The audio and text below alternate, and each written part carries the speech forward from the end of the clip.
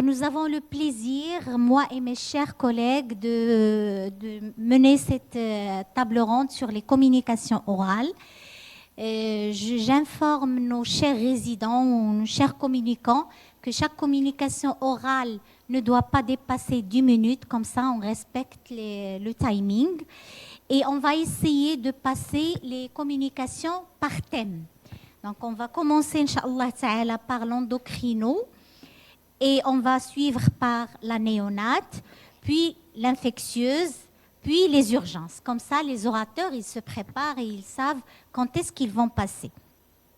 Donc, sans trop tarder, je vais commencer, bien sûr, par appeler Madame Hani Soraya.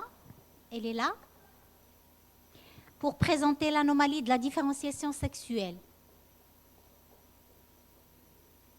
Bon, si elle n'est pas là, on passe à la deuxième communication d'endocrinologie. Les hypoparathyroïdies chez l'enfant, étude de 10 observations. Dr Bennen.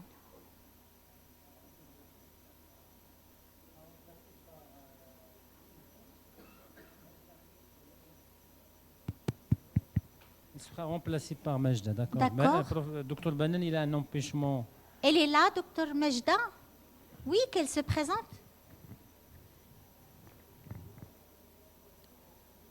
Bon, si elle n'est pas là, on passe en attendant à la troisième communication orale qui concerne la dénutrition dans le service d'oncologie pédiatrique du CHU Mohamed VI. Dr Bahari.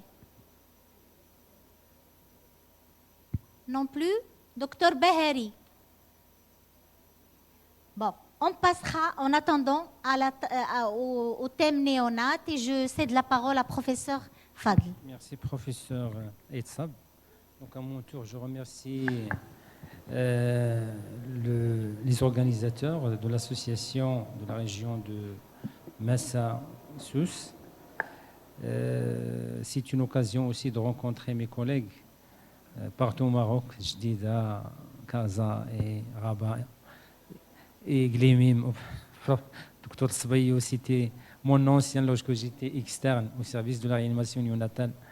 Donc c'est une occasion aussi de voir nos résidents. Donc je tiens à féliciter aussi Monsieur le Président de l'association, professeur Daoudi, aussi professeur Nénia et le reste donc de l'équipe d'avoir donc haussé le niveau des journées parce qu'on a des défis bien sûr.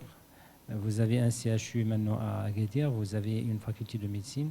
Donc, ce qui fait qu'il faut aussi le niveau des prestations en matière de recherche scientifique.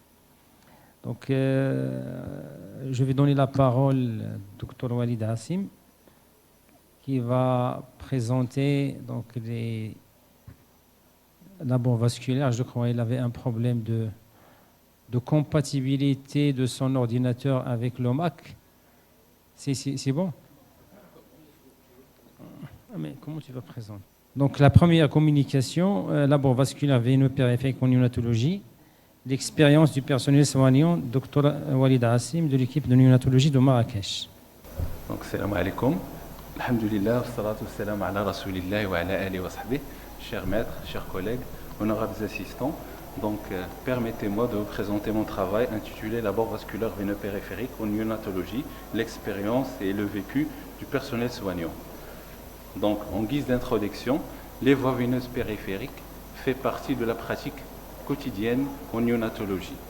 Tout le personnel soignant, normalement, doit être capable de les installer. Cependant, elles posent beaucoup de difficultés, notamment techniques et éthiques. Nous allons rapporter à partir de ce travail le vécu de nos personnel soignant en matière d'abord vasculaire veineux périphérique. Donc, il s'agit d'une enquête qui a été faite le 13 juin 2023 pendant la première journée de réanimation néonatale organisée par notre chef de service, professeur Malaini, par la participation du laboratoire de recherche l'enfance, la santé et le développement avec la faculté de médecine et de pharmacie de Marrakech. C'est une enquête qui a été réalisée auprès des personnels soignants vis-à-vis les connaissances, les attitudes et les pratiques concernant l'abord vasculaire veineux périphérique. Ces questionnaires anonymes ont été validés, analysés. Donc, concernant les résultats, sur le plan caractéristique socio-démographique, donc l'âge moyen des participants était de 29 ans, avec des extrêmes allant de 22 à 42. La durée moyenne d'expérience professionnelle totale était de 7,5 ans, avec des extrêmes allant de 4 à 13 ans, et celle d'expérience professionnelle en néonatologie était de 5 ans, avec des extrêmes allant de 4 mois à 13 ans. Donc, concernant le profil professionnel, nous allons colléger 36 infirmiers et 20 médecins. 27% des professionnels ont déjà participé à une formation concernant l'abord vasculaire veineux périphérique et tout le personnel demande de participer à des formations antérieures concernant ce sujet. Concernant les voies illicites d'abord, 85% des participants ont préféré l'abord vasculaire périphérique par rapport à la voie centrale et 89% ont préféré les membres par rapport aux autres sites, notamment jugulaire et épicrânien. Concernant le traitement et les prélèvements, 62% utilisaient l'abord vasculaire uniquement pour le traitement des patients et 38% le traitement corrélé au prélèvement sanguin. 69%, soit 70% des participants préféraient de prendre une voie veineuse avec l'aide d'une autre personne et 89,2% des personnels préféraient de prendre la voie en l'absence des parents. Concernant la douleur et l'analgésie, 82% des participants ont considéré que la prise des voies veineuses périphériques est un acte qui est très douloureux pour les nouveau-nés, mais uniquement 15% utilisaient une prémédication, notamment le sérum glycosé. Les œdèmes des membres, les hématomes ont constitué les complications des voies veineuses périphériques les plus fréquentes dans notre contexte. 61% des personnels changeaient les voies veineuses toutes les 72 heures et 56% sollicitaient l'aide d'un collègue en cas d'échec d'une prise de voie veineuse périphérique. Donc, pour la discussion, la voie veineuse périphérique est posée en première intention dans les situations d'urgence, mais aussi pour l'administration d'un traitement intraveineux. Sa réalisation est très délicate en néonatologie. Elle dépend essentiellement de la compétence du personnel et du capital veineux des nouveau-nés. Tout le personnel soignant, normalement, doit être capable de la poser dans les situations d'urgence.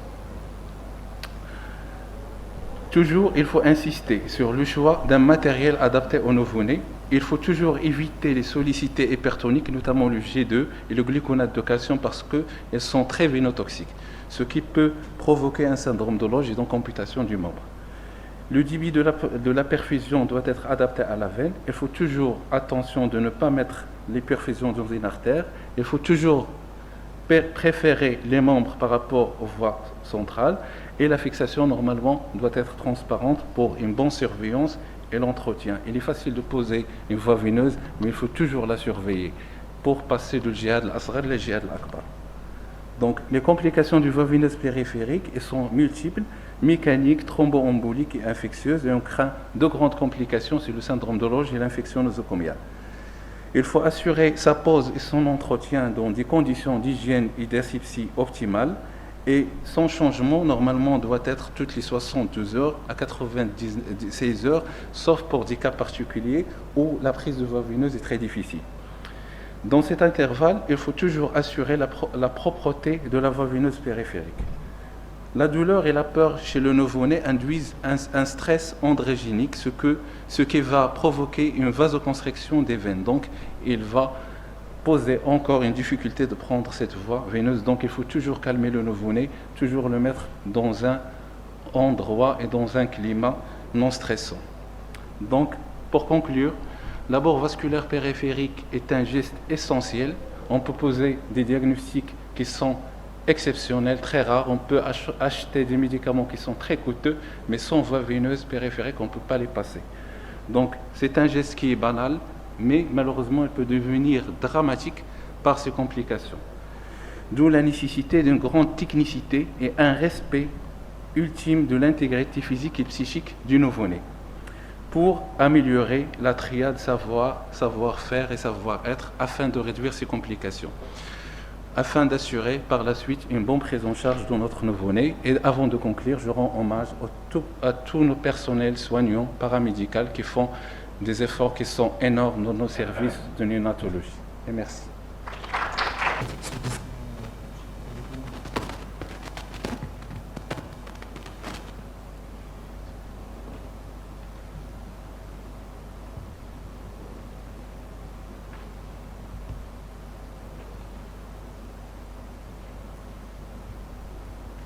Donc avant de commencer, je m'excuse, j'ai un petit problème concernant les graphiques. Le passage de Word, nous on est anciens dans une ville historique, Marrakech, et l'OMAC qui est ici à Agadir. Donc, chers maîtres, honorables assistants, permettez-moi de vous présenter mon second travail intitulé Les infections nosocomiales fongiques liées aux cathéters veno-ombilicaux, qui était une problématique sous-estimée dans notre contexte marocain. Donc, les cathétérismes ombilico-veineux sont indispensables en réanimation néonatale. Leurs indications sont de plus en plus fréquentes, cependant, ils exposent le nouveau-né à un risque infectieux majeur. Donc, l'objectif de notre travail est de rapporter les particularités et l'expérience de notre service dans la gestion de ce genre d'infection. Donc, il s'agit d'une étude qui est rétrospective concernant 11 cas, réalisée en collaboration entre le service de réanimation néonatale et le laboratoire de microbiologie des CHU de Mohamed VI de Marrakech sur une durée de 3 ans allant de janvier 2018 au décembre 2021. Concernant les résultats sur le plan bactériologique, 415 cathéters ont été analysés, parmi lesquels 179 ont été révélés positifs, et l'infection fongique a été retrouvée dans 11 cas, soit 2,6 du nombre total des KT analysés et 6,14 des KT positifs. Donc le délai moyen entre la mise du KT veineux central et l'infection fongique était de 3,2 jours, avec des extrêmes allant de 1,7 à 5 jours. Concernant les facteurs de risque, ils ont été représentés essentiellement par l'antibiothérapie à large spectre qui a été présente chez tous nos patients, un faible poids de naissance qui était positif chez 45% des cas et la prématurité dans 36,3% des cas.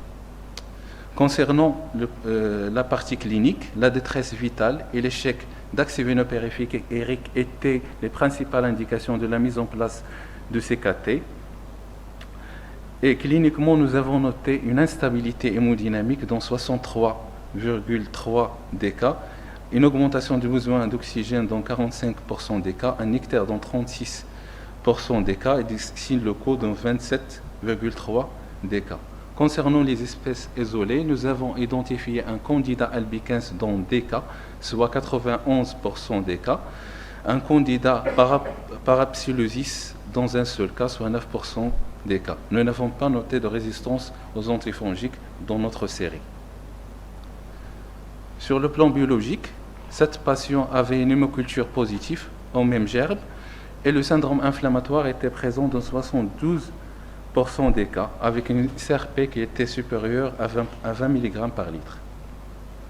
Sur le plan thérapeutique, tous nos patients ont bénéficié d'un retrait du cathéter et un isolement géographique et technique.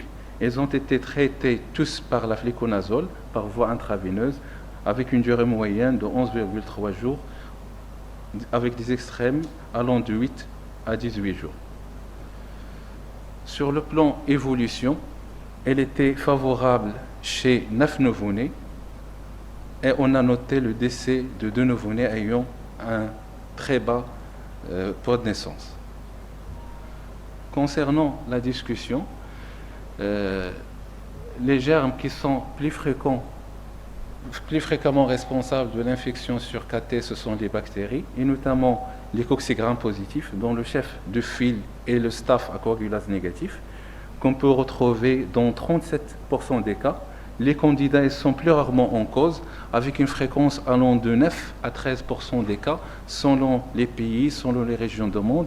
Ils peuvent atteindre 19% des cas, c'est le cas en Inde et en Asie. L'augmentation, on a noté une augmentation importante de ce genre d'infection dans ces 2 dernières décennies, et le taux de mortalité est la voisine 30%, ce taux de mortalité peut arriver à 50% selon les localisations, notamment en cas d'infection du système nerveux central.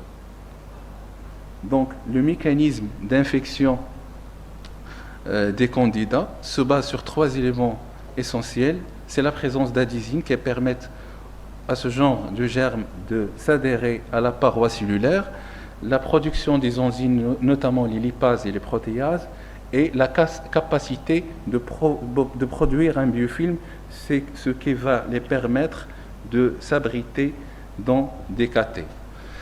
Le candida albicans est l'espèce le plus fréquemment isolée parmi les 15 autres espèces. C'est une espèce qui est ubiquitaire, qu'on peut trouver dans toutes les parties du corps, mais ce qui nous intéresse en unité de soins intensifs, c'est notamment la voie urinaire et le système nerveux central. 50% des sepsis fongiques, ils ont une hémoculture négative, alors qu'ils sont positifs au niveau du LCR, ce qui rend le diagnostic de ce genre d'infection très complexe. Donc, ce sont des germes qui peuvent atteindre toutes les parties des corps, notamment un tropisme neurologique dont dépend le pronostic fonctionnel et le pronostic vital. Concernant les facteurs de risque, on a retrouvé plusieurs facteurs de risque dans la littérature, notamment le faible poids de naissance qui est inférieur en général à 1 kg, la prématurité, l'assistance ventilatoire prolongée, l'utilisation, ce qui est le cas chez nous, abusif des antibiotiques à large spectre et l'utilisation des corticothérapies avec une dose qui est immunodépressante.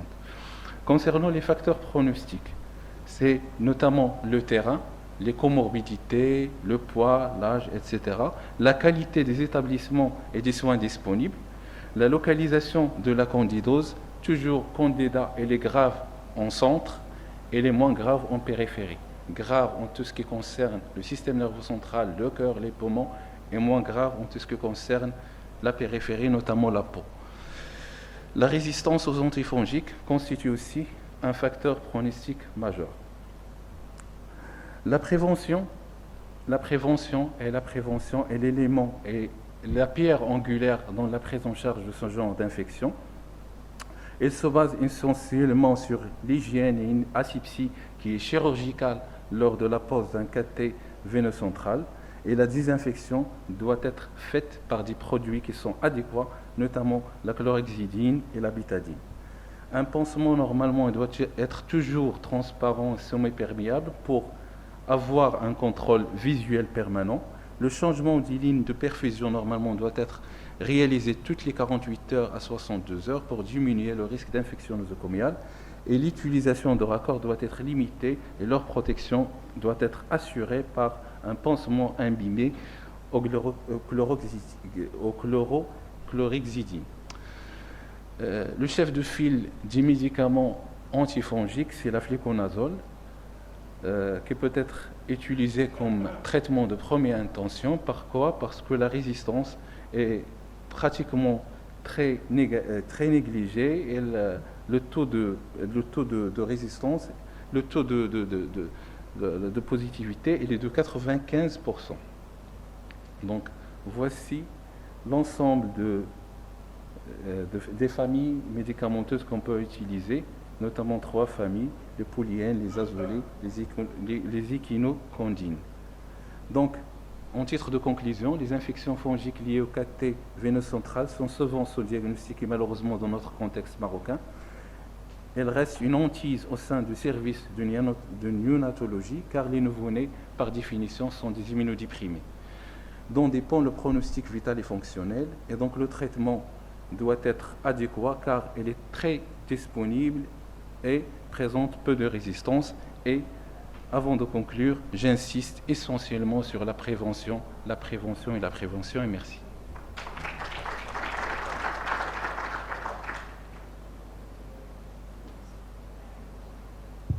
Merci, Dr. Walid. Donc, on passe à la discussion. Donc, si vous avez des questions concernant les 3 communications de néonatologie, la première concernant les abords, la deuxième concernant comment améliorer les conseils pour aider les parents après leur séjour à la maternité, Et la dernière communication, c'était donc une infection fongique liée au cathéter.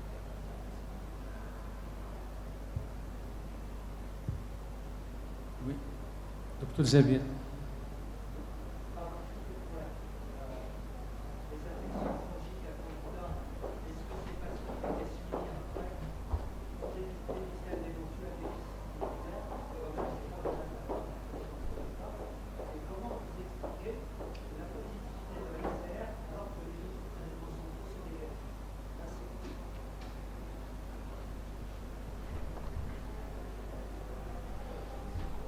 Donc, concernant le suivi, oui, effectivement, on fait un suivi d'une façon systématique dans notre service. On a des consultations de suivi qui sont toujours disponibles à nos patients, bien sûr, pour détecter les différentes problématiques, mais malheureusement, on n'a pas fait ce travail dans ce sens.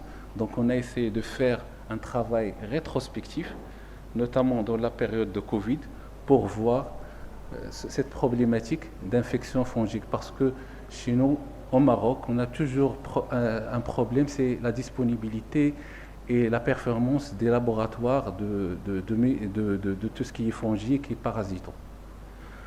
Concernant la deuxième question, pourquoi le sang et pourquoi l'LCR, donc ce sont des données qui sont scientifiques, épidémiologiques d'abord. Le plus souvent, les septicémies en candidat, on trouve l'atteinte sanguine, on trouve un prélèvement qui est positif.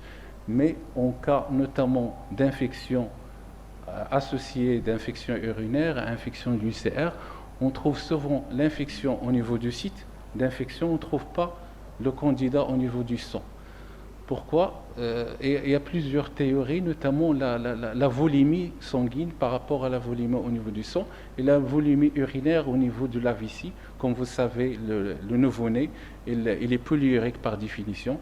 Donc, on a plus de chances d'avoir l'infection fongique au niveau de l'LCR, au niveau des urines, par rapport au sang. Deuxième explication, c'est la présence d'adésines au niveau fongique. Ces adésines, elles ont un tropisme essentiellement par les cellules cylindriques épithéliales qu'on trouve au niveau du système central et au niveau du système de l'épithélium urinaire.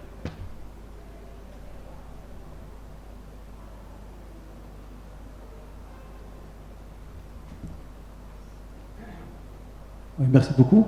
Ma question au docteur Khnous, à propos de l'expérience donc, qui est vécue en France, et si on essaie d'extrapoler donc, cette expérience dans notre contexte marocain, bien sûr avec des niveaux culturels qui est très disparates donc, dans la population. Là-bas en France, est-ce que pendant l'étude, est-ce qu'il y avait une cellule ou bien une personne bien précise qui pourrait, c'est-à-dire, je dirais, fournir certaines explications ou certains éclaircissements de certains symptômes? Parce que l'expérience compte aussi bien dans le corps médical que dans le corps paramédical. Dire quelqu'un qui vient de commencer donc va prendre les choses beaucoup plus d'une façon très urgente que quelqu'un vraiment qui a une expérience plus. Et chez nous, donc, il y a ça, il y a aussi la qualité de l'interrogatoire. La qualité, donc, les gens, quand ils répondent, c'est vrai que quelquefois, donc, c'est-à-dire, même quand ils rapportent les symptômes dont ils accusent, c'est pas toujours évident, donc, par téléphone. Donc, comment vous avez pu résoudre ça, ou bien comment vous pouvez extrapoler ça dans notre contexte marocain? D'autant plus que tout à l'heure, on en parlait. Il y a pas mal de croyances, pas mal de choses qui font partie de notre quotidien dans la société marocaine. Chem, ou la Sora, ou des choses. On en parlait tout à l'heure. Merci.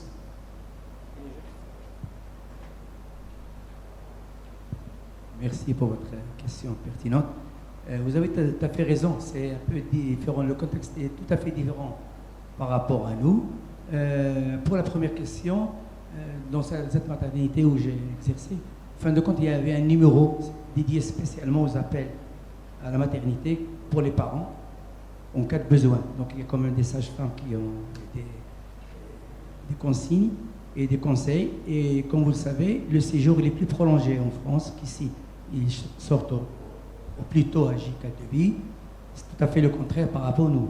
Donc pour nous, on doit être encore plus vigilant quand quelqu'un appelle au téléphone pour un symptôme quiconque. Donc déjà, l'anamnèse, les circonstances d'accouchement font que déjà il a eu un bilan, il a été examiné à la maternité, je parle en France, et avant la société de maternité. Donc déjà, ils ont un dossier néonatal qu'ils vérifient en même temps. Donc c'est déjà un facteur de plus pour assurer les parents, parce qu'en fin de compte, ce sont des enfants des bébés qui sont nés, qu'ils appellent, qui sont nés dans la même maternité. Donc, et le dossier est connu. Donc, je ne pense pas qu'il y a des... Dans tous les cas, le bébé va être vu. C'est juste, est-ce qu'il va consulter le jour même? Parce que les appels que vous avez vus, c'est 80% après minuit. Et donc, ce n'est pas comme nous. Donc, je pense qu'ils peuvent consulter aux urgences directement. Le système, là-bas, c'est un peu difficile. C'est un peu difficile d'avoir un pédiatre sur place. Et donc, le dossier obstétrical, néonatal est connu. Ils lisent le dossier, ils répondent. Et en cas de doute, ils passent l'appel au pédiatre astreinte. Pour cela, en fin de compte, les 35% d'appels, ce sont des appels qui ont été déjà reçus par la sage-femme qu'il transmet au pédiatre d'astreinte. Donc, les seuls cas qui ont été hospitalisés, convoqués le jour même, en fin de compte, et le tableau était bénin, il n'y avait aucun symptôme de signe de gravité. Ceci dit, il faut être toujours vigilant. Donc, c'est pas toujours. Dans tous les cas, il va consulter, mais pas dans l'urgence. Pour retourner aux questions pour le Maroc, il y a beaucoup de choses à faire encore. Donc déjà, le dossier n'est pas bien connu, donc il faut faire un travail encore plus élargi pour pouvoir essayer d'éduquer les parents et aussi avoir un dossier obstétrical, néonatal plus détaillé pour pouvoir... Mais dans le contexte marocain, je pense qu'il faut quand même être vigilant. Le convoque peut l'examiner, donc je pense qu'on n'a pas à avoir ce problème de temps.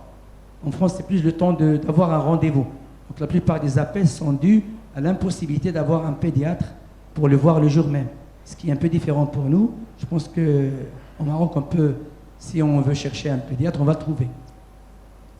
J'espère que j'ai bien répondu à votre question.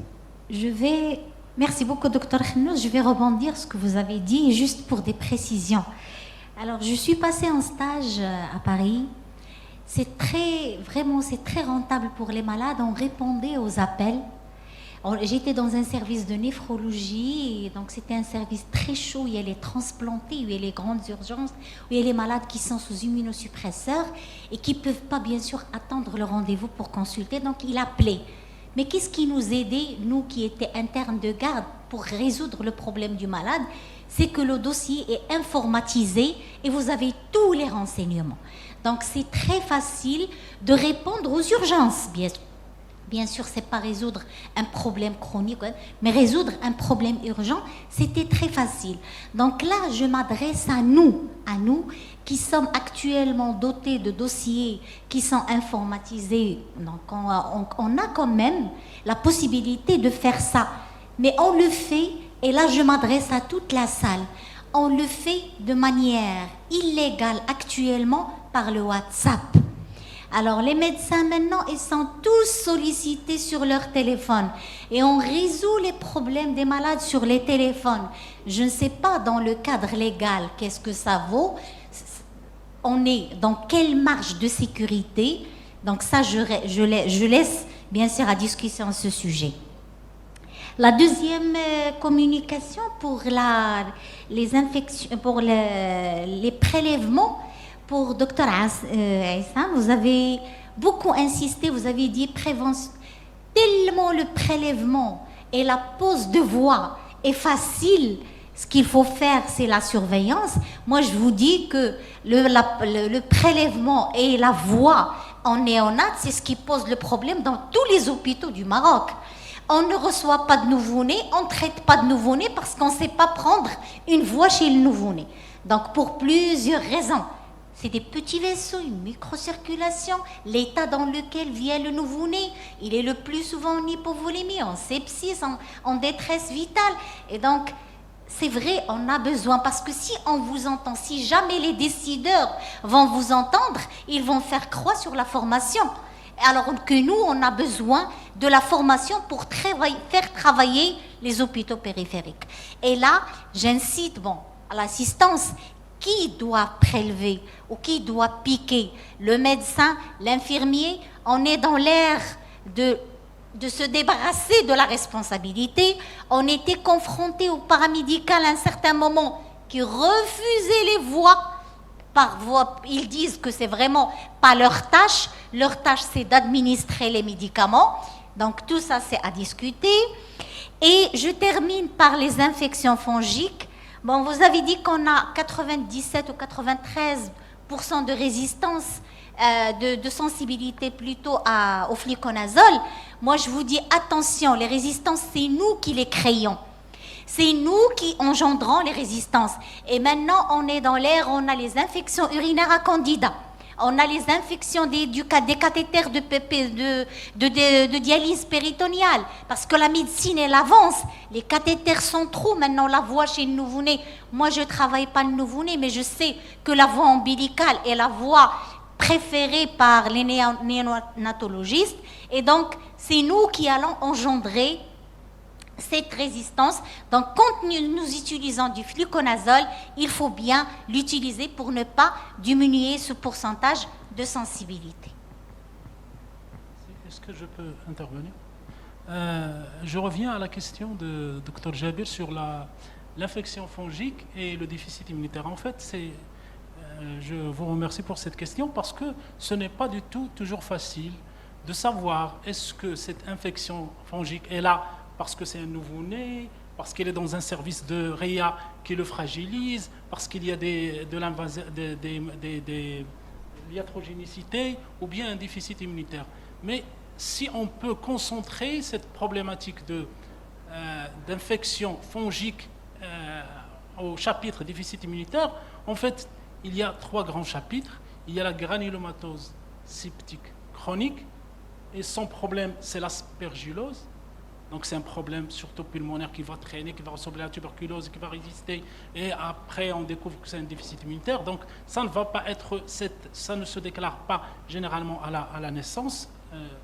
Et le deuxième chapitre, c'est VIH et SCID.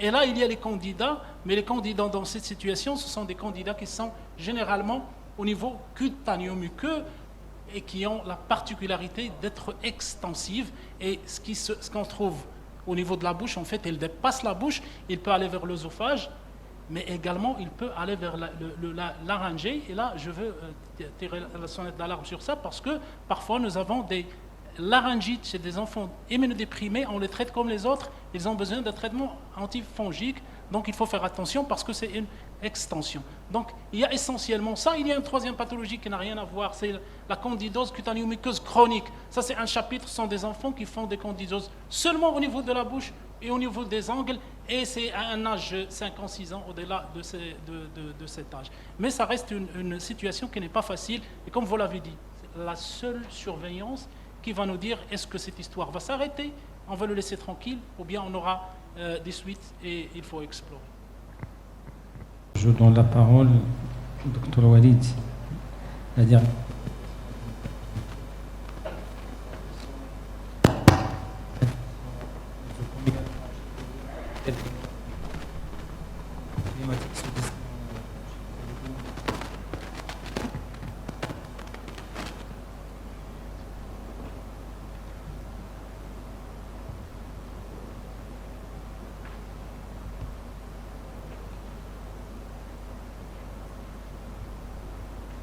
Donc avant de commencer, je m'excuse, j'ai un petit problème concernant les graphiques.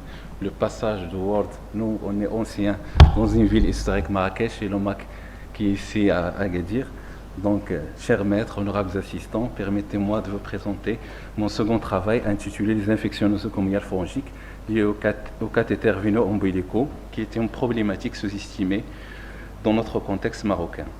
Donc, les cathétérismes ombilico-veineux sont indispensables en réanimation néonatale. Leurs indications sont de plus en plus fréquentes, cependant, ils exposent le nouveau-né à un risque infectieux majeur. Donc, l'objectif de notre travail est de rapporter les particularités et l'expérience de notre service dans la gestion de ce genre d'infection. Donc, il s'agit d'une étude qui est rétrospective concernant 11 cas, réalisée en collaboration entre le service de réanimation néonatale et le laboratoire de microbiologie des CHU de Mohamed VI de Marrakech sur une durée de 3 ans allant de janvier 2018 au décembre 2021. Concernant les résultats sur le plan bactériologique, 415 cathéters ont été analysés, parmi lesquels 179 ont été révélés positifs, et l'infection fongique a été retrouvée dans 11 cas, soit 2,6 du nombre total des cathés analysés et 6,14 des cathés positifs. Donc le délai moyen entre la mise du cathé veineux central et l'infection fongique était de 3,2 jours, avec des extrêmes allant de 1,7 à 5 jours. Concernant les facteurs de risque, ils ont été représentés essentiellement par l'antibiothérapie à large spectre qui a été présente chez tous nos patients, un faible poids de naissance qui était positif chez 45% des cas et la prématurité dans 36,3% des cas. Concernant la partie clinique, la détresse vitale et l'échec d'accès veinopériphérique étaient les principales indications de la mise en place de ces cathés. Et cliniquement, nous avons noté une instabilité hémodynamique dans 63,3 des cas, une augmentation du besoin d'oxygène dans 45% des cas, un ictère dans 36% des cas et des signes locaux dans 27,3 des cas. Concernant les espèces isolées, nous avons identifié un candida albicans dans des cas, soit 91% des cas, un candida parapsilosis dans un seul cas, soit 9% des cas. Nous n'avons pas noté de résistance aux antifongiques dans notre série. Sur le plan biologique, 7 patients avaient une hémoculture positive au même gerbe et le syndrome inflammatoire était présent dans 72% des cas, avec une CRP qui était supérieure à 20 mg par litre. Sur le plan thérapeutique, tous nos patients ont bénéficié d'un retrait du cathéter et un isolement géographique et technique. Ils ont été traités tous par la fluconazole, par voie intraveineuse, avec une durée moyenne de 11,3 jours, avec des extrêmes allant de 8 à 18 jours. Sur le plan évolution, elle était favorable chez 9 nouveau-nés et on a noté le décès de 2 nouveau-nés ayant un très bas poids de naissance. Concernant la discussion, les germes qui sont plus fréquemment responsables de l'infection sur cathé, ce sont les bactéries, et notamment les coccigram positifs, dont le chef de file est le staph à coagulase négatif, qu'on peut retrouver dans 37% des cas. Les candidats sont plus rarement en cause, avec une fréquence allant de 9 à 13% des cas, selon les pays, selon les régions du monde. Ils peuvent atteindre 19% des cas, c'est le cas en Inde et en Asie.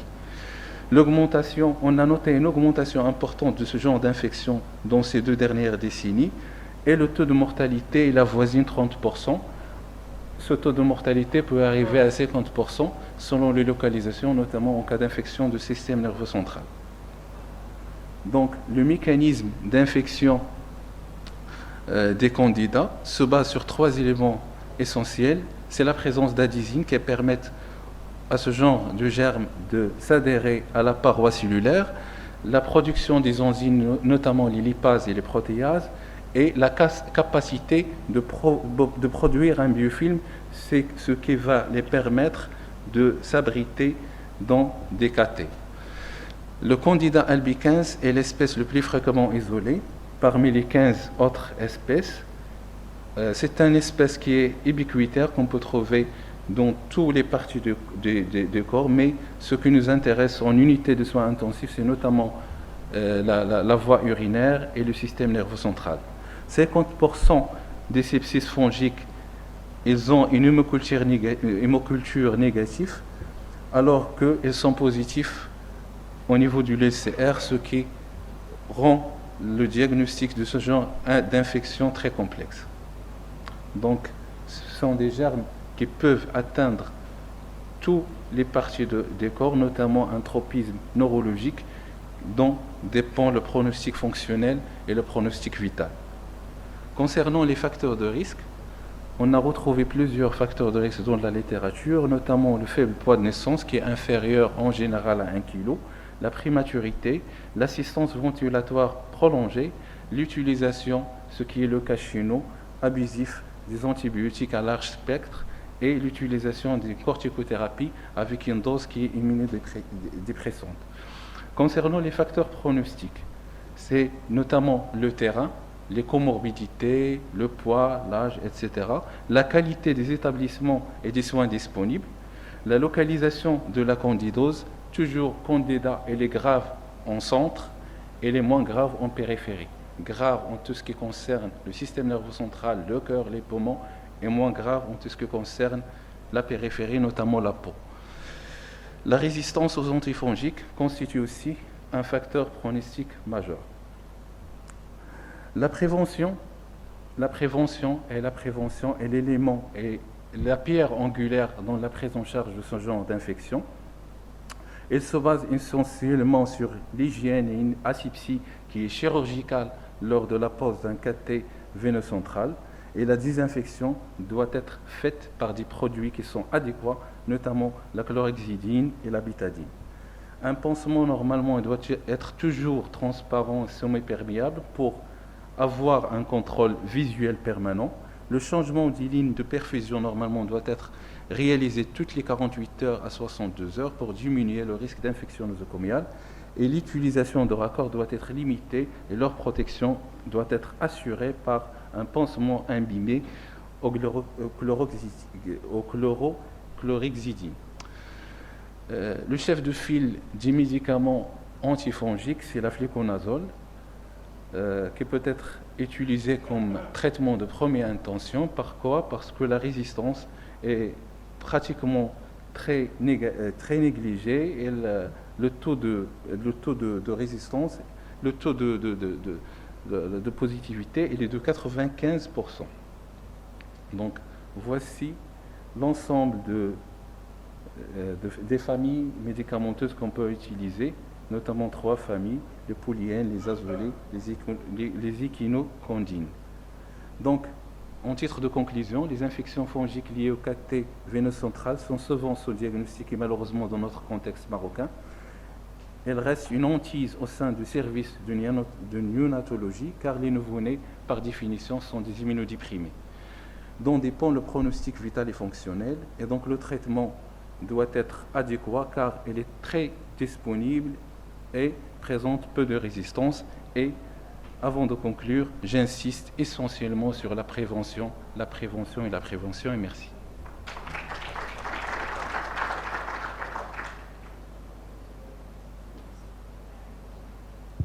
Merci, Dr. Walid. Donc, on passe à la discussion. Donc, si vous avez des questions concernant les 3 communications de l'immunologie, la première concernant les abords, la deuxième concernant donc, comment améliorer les conseils pour aider les parents après leur séjour à la maternité. Et la dernière communication, c'était donc une infection fongique liée au cathéter.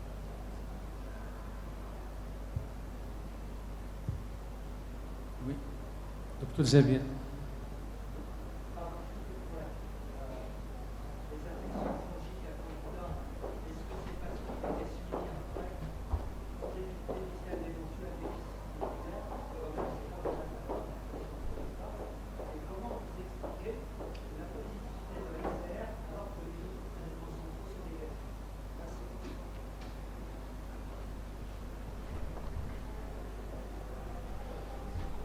Donc, concernant le suivi, oui, effectivement, on fait un suivi d'une façon systématique dans notre service. On a des consultations de suivi qui sont toujours disponibles à nos patients, bien sûr, pour détecter les différentes problématiques, mais malheureusement, on n'a pas fait ce travail dans ce sens. Donc, on a essayé de faire un travail rétrospectif, notamment dans la période de Covid, pour voir cette problématique d'infection fongique. Parce que chez nous, au Maroc, on a toujours un problème, c'est la disponibilité et la performance des laboratoires de tout ce qui est fongique et parasitant. Concernant la deuxième question, pourquoi le sang et pourquoi l'LCR, donc ce sont des données qui sont scientifiques, épidémiologiques d'abord. Le plus souvent, les septicémies en candidat, on trouve l'atteinte sanguine, on trouve un prélèvement qui est positif. Mais en cas notamment d'infection associée d'infection urinaire, infection de l'UCR, on trouve souvent l'infection au niveau du site d'infection, on ne trouve pas le candidat au niveau du sang. Pourquoi?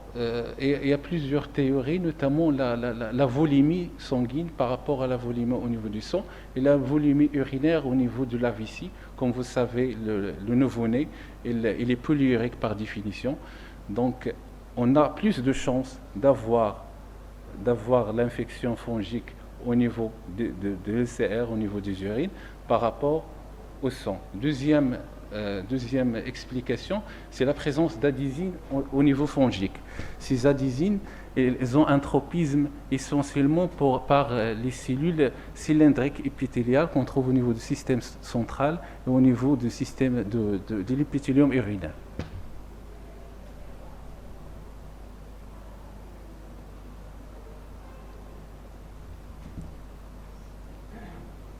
Oui, merci beaucoup. La question au docteur Khnous, à propos de l'expérience donc, qui est vécue en France, et si on essaie d'extrapoler donc, cette expérience dans notre contexte marocain, bien sûr avec des niveaux culturels qui est très disparates donc, dans la population. Là-bas en France, est-ce que pendant l'étude, est-ce qu'il y avait une cellule ou bien une personne bien précise qui pourrait, c'est-à-dire, je dirais, fournir certaines explications ou certains éclaircissements de certains symptômes? Parce que l'expérience compte aussi bien dans le corps médical que dans le corps paramédical. C'est-à-dire quelqu'un qui vient de commencer donc va prendre les choses beaucoup plus d'une façon très urgente que quelqu'un vraiment qui a une expérience plus... Et chez nous, donc, il y a ça, il y a aussi la qualité de l'interrogatoire. La qualité, donc les gens, quand ils répondent, c'est vrai que quelquefois, donc, c'est-à-dire, même quand ils rapportent les symptômes dont ils accusent, c'est pas toujours évident donc, par téléphone. Donc, comment vous avez pu résoudre ça, ou bien comment vous pouvez extrapoler ça dans notre contexte marocain? D'autant plus que tout à l'heure, on en parlait. Il y a pas mal de croyances, pas mal de choses qui font partie de notre quotidien dans la société marocaine. Chem, ou la Sora, ou des choses. On en parlait tout à l'heure. C'est Khnous. Merci.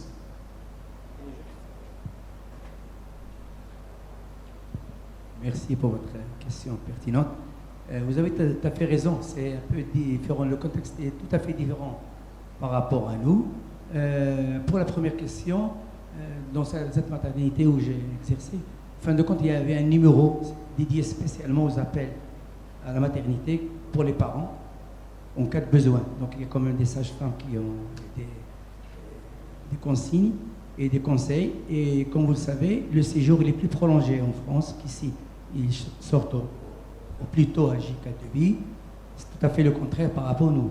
Donc pour nous, on doit être encore plus vigilant quand quelqu'un appelle au téléphone pour un symptôme quiconque. Donc, déjà, l'anamnèse, les circonstances d'accouchement font que déjà, il a eu un bilan, elle a été examinée à la maternité, je parle en France, et avant la société de maternité. Donc déjà, ils ont un dossier néonatal qu'ils vérifient en même temps. Donc c'est déjà un facteur de plus pour assurer les parents, parce qu'en fin de compte, ce sont des enfants des bébés qui sont nés, qu'ils appellent, qui sont nés dans la même maternité, donc, et le dossier est connu. Donc, je ne pense pas qu'il y a des... Dans tous les cas, le bébé va être vu. C'est juste, est-ce qu'il va consulter le jour même? Parce que les appels que vous avez vus, c'est 80% après minuit. Et donc, c'est pas comme nous. Donc, je pense qu'ils peuvent consulter aux urgences directement. Le système, là-bas, c'est un peu difficile. C'est un peu difficile d'avoir un pédiatre sur place. Et donc, le dossier obstétrical, néonatal est connu. Ils lisent le dossier, ils répondent. Et en cas de doute, ils passent l'appel au pédiatre astreinte. Pour cela, en fin de compte, les 35% d'appels, ce sont des appels qui ont été déjà reçus par la sage-femme qu'il transmet au pédiatre d'astreinte. Donc, les seuls cas qui ont été hospitalisés, convoqués le jour même, en fin de compte, et le tableau était bénin, il n'y avait aucun symptôme de signe de gravité. Ceci dit, il faut être toujours vigilant. Donc, c'est pas toujours. Dans tous les cas, il va consulter, mais pas dans l'urgence. Pour retourner aux questions pour le Maroc, il y a beaucoup de choses à faire encore. Donc déjà, le dossier n'est pas bien connu, donc il faut faire un travail encore plus élargi pour pouvoir essayer d'éduquer les parents et aussi avoir un dossier obstétrical, néonatal plus détaillé pour pouvoir... mais dans le contexte marocain, je pense qu'il faut quand même être vigilant. Le convoque peut l'examiner, donc je pense qu'on n'a pas à avoir ce problème de temps. En France, c'est plus le temps d'avoir un rendez-vous. Donc la plupart des appels sont dus à l'impossibilité d'avoir un pédiatre pour le voir le jour même. Ce qui est un peu différent pour nous. Je pense qu'au Maroc, si on veut chercher un pédiatre, on va le trouver. J'espère que j'ai bien répondu à votre question. Merci beaucoup, Dr Khennous. Je vais rebondir sur ce que vous avez dit, juste pour des précisions.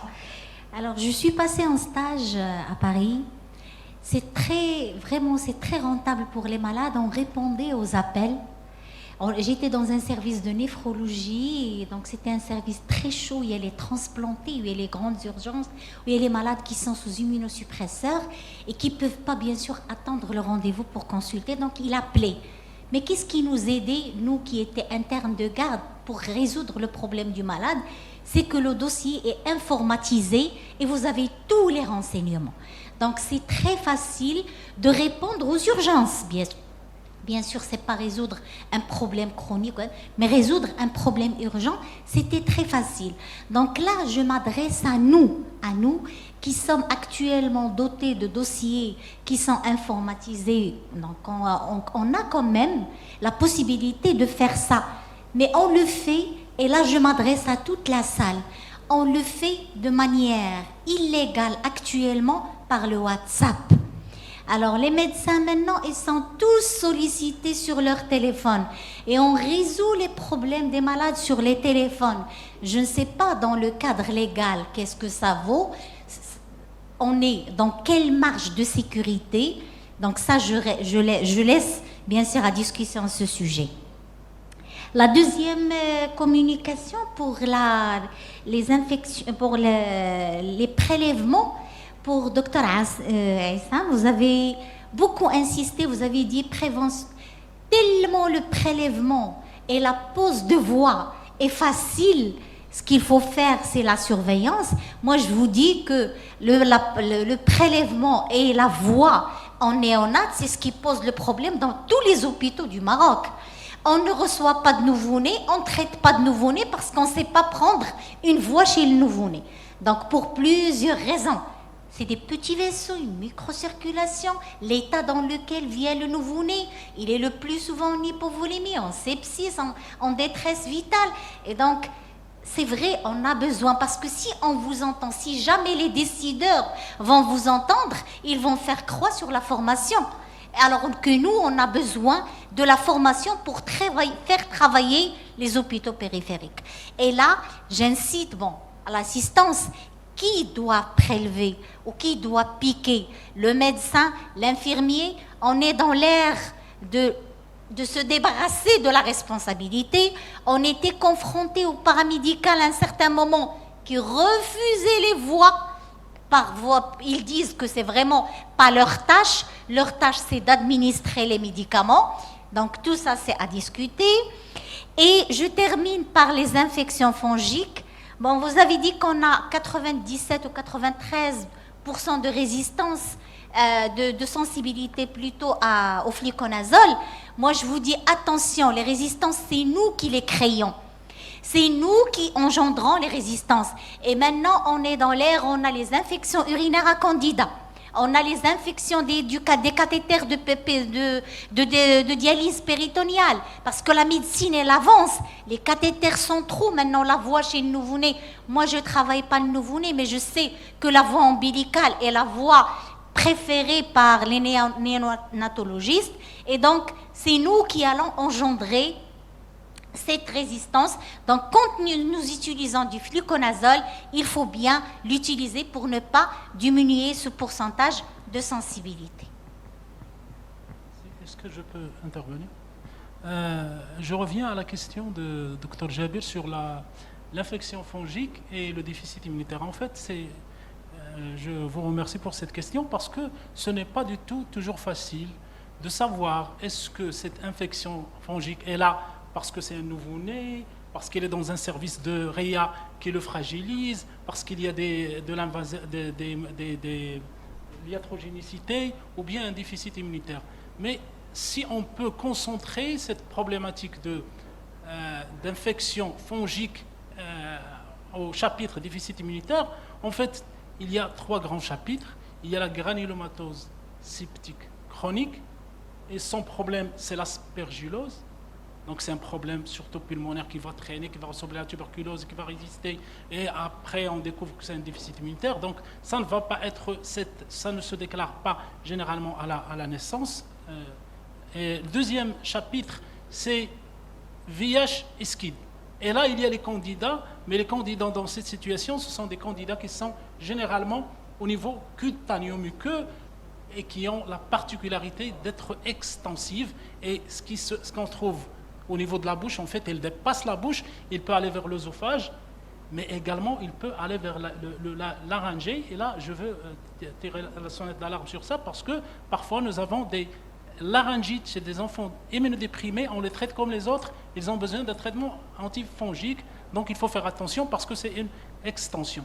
Donc il y a essentiellement ça. Il y a une troisième pathologie qui n'a rien à voir, c'est la candidose cutanéo-muqueuse chronique. Ça, c'est un chapitre, ce sont des enfants qui font des candidoses seulement au niveau de la bouche et au niveau des angles, et c'est à un âge de 5 ans, 6 ans, au-delà de cet âge. Mais ça reste une situation qui n'est pas facile, et comme vous l'avez dit, la seule surveillance qui va nous dire est-ce que cette histoire va s'arrêter, on va le laisser tranquille, ou bien on aura des suites et il faut explorer.